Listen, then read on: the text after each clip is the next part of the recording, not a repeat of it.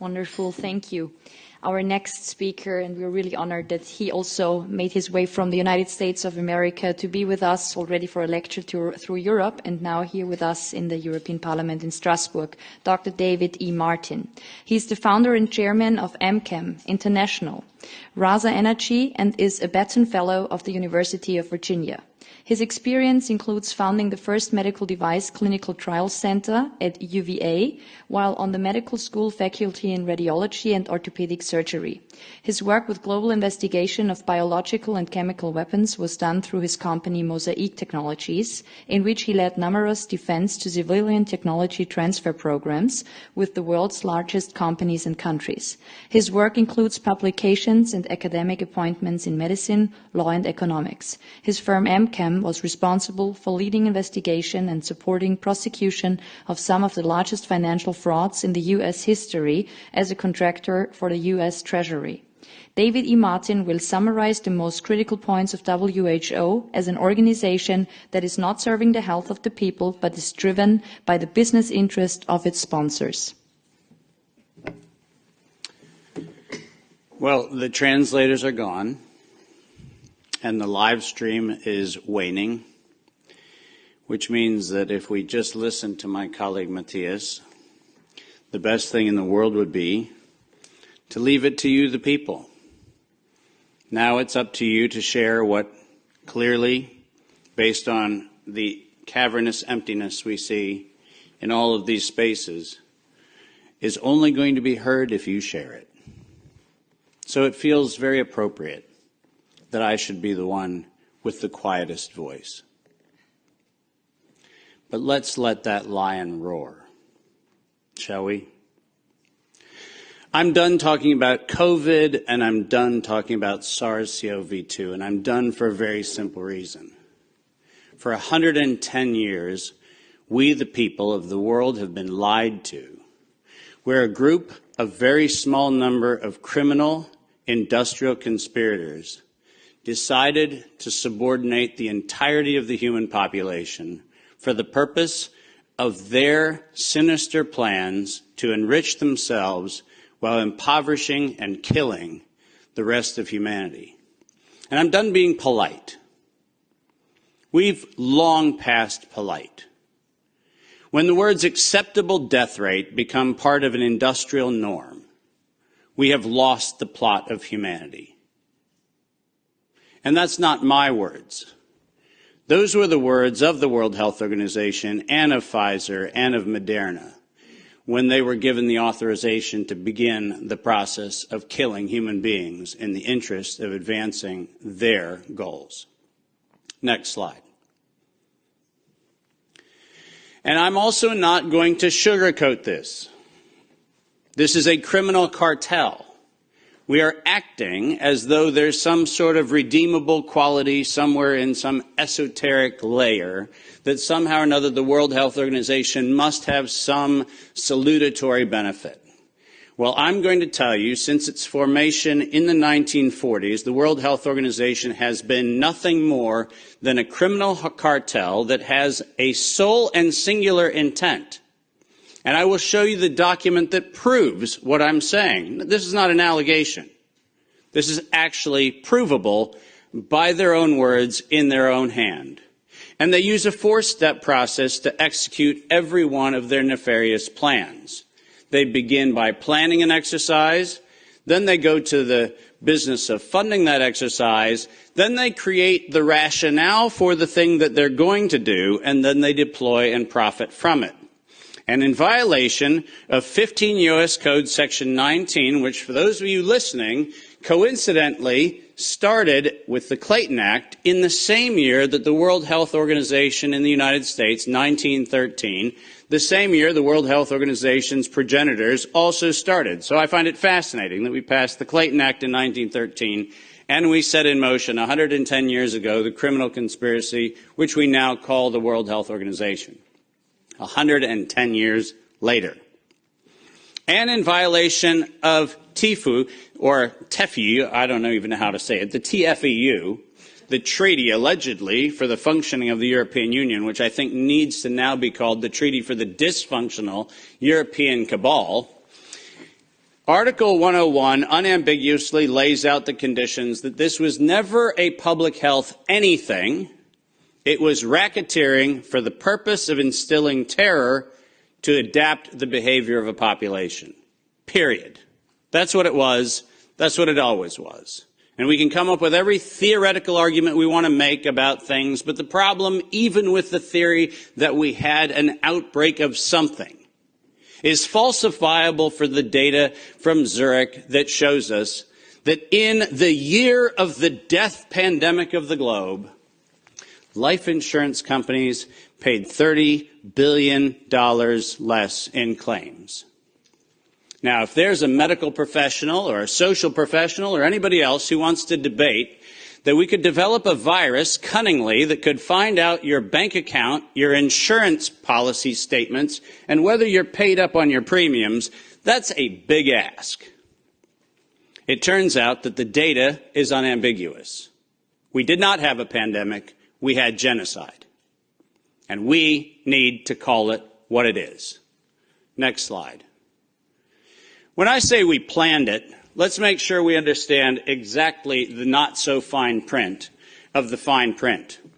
And I want to call your attention first to the right-hand column of the slide. This is the 2011 data that the World Health Organization, the Wellcome Trust, PATH, and the Gates Foundation did on their wonderful worldwide program for a malaria vaccine for children under the age of 6 months of age. And in their clinical trial, it's helpful to point out that they murdered 66 children in the vaccine group and then cunningly used the term control for a control group in which they murdered 28 children. Now, the reason I said murdered and the reason why I use that term is because it's exactly what it was. Because it turns out that this control group was not a saline injection. It was not some sort of innocuous, innocent thing. It was actually a cocktail of other known pathogenic disease-carrying injections.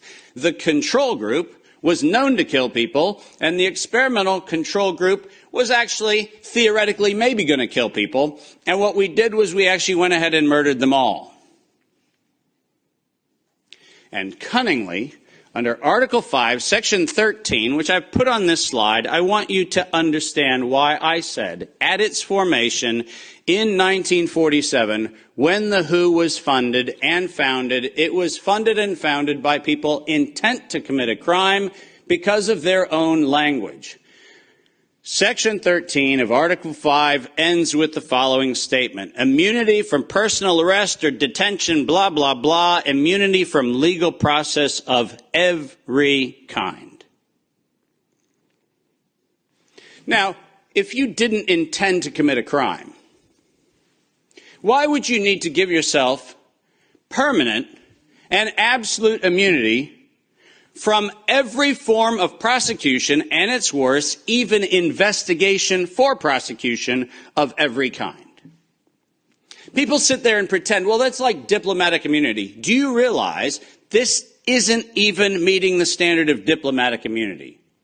This is a criminal organization who set in motion their own law to protect themselves against crimes they knew they were going to commit. And when I say they knew they were going to commit, I mean they knew it.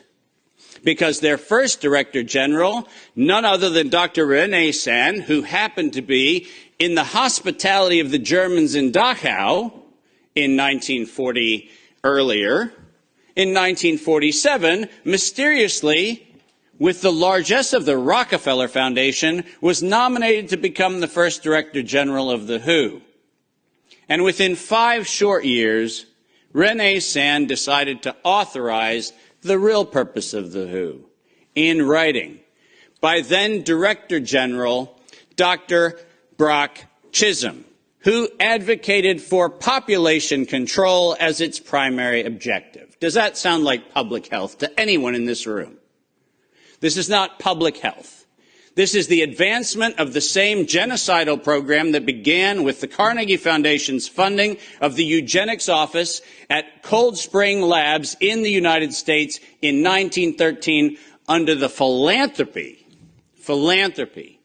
of Andrew Carnegie. People, stop fooling yourself. We debate the leaves on the tree of what we call this pandemic thing, but we're not going to the root. This was an organized crime, racketeering entity set up to give itself first absolute immunity and then execute its plans to make sure it controls who lives, who dies, and who gets any chance at life. And if you think that I am somehow inflating numbers, let me be unambiguous. Under every treatment of tax provision, if I were to tell you that there is an 88% controlling interest of any organization, you might conclude that that actually aggregates into a controlling interest. And it turns out that if we look at the foundation donations to the World Health Organization, 88% of those come from a single organization, the Gates Foundation.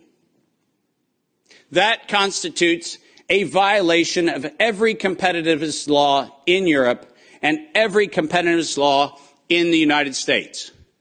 This is absolutely not only not an independent, charitably funded donation, but more importantly, under the tax laws on both sides of the Atlantic, this constitutes directed donations which specifically are forbidden and do not have any place anywhere in the Charter of the World Health Organization or any of the UN-affiliated organizations. When I say this is a crime, I mean it's a tax crime, a racketeering crime, a money laundering crime, and now the crime of racketeering leading to murder and global terrorism. Next slide. I told you that the second thing, after they plan it, is they fund it. And why don't we use the criminals' language in their own words, because it's the best way to say it. When they actually planned the release of the use of a biologically modified chimera associated with the model derived from coronavirus, they actually said the following: to sustain the funding base beyond the crisis, we need to increase the public understanding for the needful medical countermeasures such as a pan-influenza or pan-coronavirus vaccine. Now, let me pause for just one moment and remind you that the crisis that they were speaking of was a crisis of diminishing funding. There was no health crisis. This was a crisis of their coffers were starting to run dry. That's the crisis. And let's read on. A key driver is the media, and the economics will follow the hype.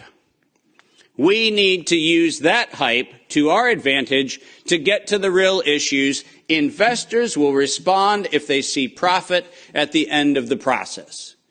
That is officially the statement made by the conspiratorial cabal that by that time was the decade of vaccines put in motion in 2011 by the Global Preparedness Monitoring Board of the World Health Organization, and it was the funding base for Peter Daszak's partnership with the chimeric production of pathogens both in North Carolina and in Wuhan. So don't tell me that we have to do an investigation into where this came from. The criminals have admitted to it in their own words. Next slide. And now we get the fun one that no one in Congress is willing to address, which is the elephant in the room. On October the 21st, 2014, despite the multiple conversations between Senator Rand Paul and Anthony Fauci, where we've been told that Rand Paul has done everything he can to put Fauci on the ropes, he has had in his possession the letter that you see on the left. And it is the letter, conveniently on NIAID letterhead, sent to the University of North Carolina, Chapel Hill, which unambiguously states that during the gain-of-function moratorium, which, by the way, if we use the word moratorium, feels like that means you're supposed to stop. Why don't we go ahead and look at two pieces of this letter. First, the second bullet under Project 1, which, by the way, was not part of the original grant. This was to look at the novel functions of the virus pathogenesis in vivo. You know what that means? In living systems. The grant was supposed to be clinical simulations and models, but this grant was modified with this letter to say we were going to authorize gain-of-function research during the moratorium in living systems. And then we love the last paragraph of this letter, which conveniently says, as your grant is currently funded, this pause is voluntary. How many times have you met a voluntary moratorium? And the best part about it is that if we look at the very last line, or continue to conduct the applicable gain-of-function research until the end of the currently active budget period. But here comes the problem. You know who is supplying the budget? An indefinite term, unlimited amount contract from DARPA and from NIH. Isn't it convenient to have a perpetually funded project that needs to stop when the money runs out, when you find out that there is no point where the money runs out because there is no end to the thing that has no end? Unless you think that I'm making an allegation, which I'm not, I'm making an accusation. Let's be clear. And there's a big difference. I'm not alleging anything. They actually went to the trouble of telling us that it was going to be the Wuhan virus that was going to get us. As you see on the right-hand side of the screen, published in 2016, March 14th of 2016, the SARS-like Wuhan Institute of Virology Virus 1, and I quote, is poised for human emergence.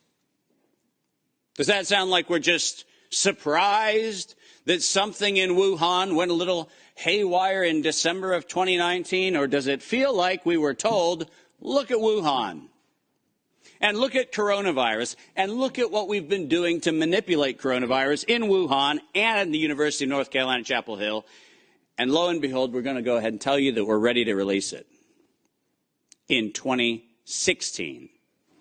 Next slide. We're almost done. And then they created it. Now, all of you know that I am criticized globally for my use of the term biological warfare. I do that because I am credentialed to do that. I happen to be, for the United States government, in the early part of the 2000s and the latter part of the 90s, a person who was sent around the world to look at the proliferation of biological and chemical weapons. I'm acutely familiar with the definition of what a biological warfare agent is in the 18 U.S. Code, the criminal code of violations of biological and chemical weapons. And so my assessment is, in fact, professional and right. And the reason for that is I'm the one credentialed to make that determination for the United States government for many years. That's why I say it. But let's pretend for the moment that I'm just a nut job. Maybe I don't know what I'm talking about. So why don't we look at what the criminals said themselves, shall we? In 2005, at a conference sponsored by DARPA and the MITRE Corporation, Ralph Baric, the architect of the lethal strand that has been injected into millions and billions of people's arms, that Ralph Baric was sponsored to present the following, and let's go ahead and use his words, presentation: synthetic coronaviruses, biohacking, bio-warfare enabling technologies. Does that sound like a public health distribution program? Does that sound like something that is accidentally misinterpreted to mean something else? Or does biological warfare enabling technologies sound like not countermeasures or pandemic preparedness? It sounds to me like biological warfare enabling technologies. And the reason why I have that hunch is what followed was he received, next to his NIAID grants, non-competitive DARPA grants in matching funds for over $140 million of aggregate funding going into his and his related programs on synthetic biological warfare enabling technologies. So do I have a problem calling the injection a biological warfare enabling technology? Absolutely not, because that's what they called it. And we know that they knew they called it that on September 18th, 2019. Because on September 18th, 2019, the racketeering, co-conspiring cabal of interlocking directorates also known as the World Health Organization, said that they were going to conduct an experience for the world that was going to be a rapidly spreading pandemic due to a lethal respiratory pathogen. The lethality in that statement is the problem. They didn't say we're going to maybe get a little bit of sniffles going around. They said we were going to actually have the promulgation of a deadly agent. And the stated reason, in September 2020, the progress indicator is that the world would accept a universal vaccine. Not, we'll look at other options of treatment. Not, we'll have a look at what might be early intervention, as Dr. McCullough has so clearly advocated for in many, many, many instances. Not that. We stated on September 18th, 2019, we were intending to kill. And we were intending to kill to create the fear that would drive people to accept something that without coercion, no one would have accepted. And that's published by the criminal racketeers. Next slide, and there's only 2 to go if you're following. Deploy and profit from it. We were told investors will respond if they see profit at the end of the process. And lo and behold, guess what they saw? Profit at the end of the process. 2022, $100 billion for Pfizer of public funds.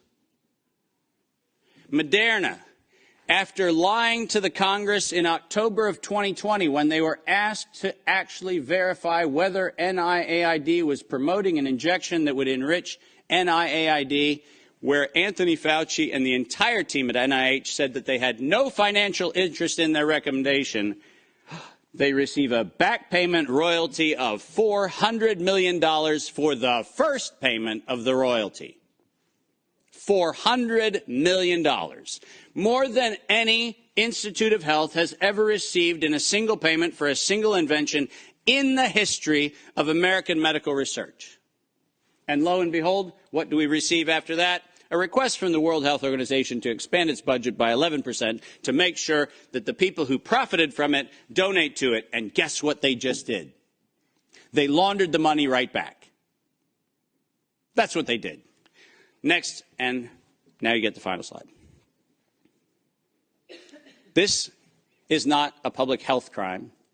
This is actually not a constitutional crime. This is a criminal act done by a criminal institution established to enable criminal behavior since its foundation in 1947. That is what this is. And we should not be debating the merits of democracy or liberty or anything else, as irrational as that would be if we stood at a bank robbery and debated the merits of printing dollar bills. The problem is not the dollar bills. It's the bank robber. And the problem here is not health, and it's not public health, and it's not the suppression of information and the suppression of dissident views and the absolute unconscionable treatment of physicians around the world and academicians around the world who spoke out against this.